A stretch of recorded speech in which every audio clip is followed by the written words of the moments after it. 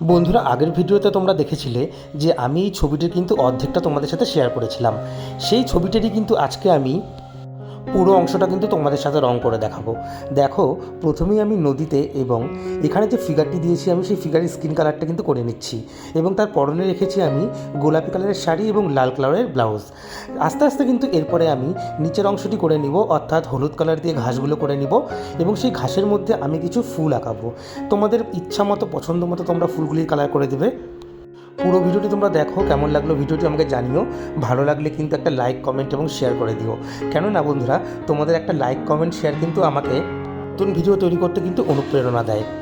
আর পরবর্তী ভিডিও বন্ধুরা তোমরা কোন বিষয়ের উপরে দেখতে চাও আমাকে কিন্তু অতি অবশ্যই কমেন্ট করে জানিও। টাটা বন্ধুরা, দেখা হবে আরেকটি নতুন কাজ নিয়ে। আজকের মতো এখানেই টাটা।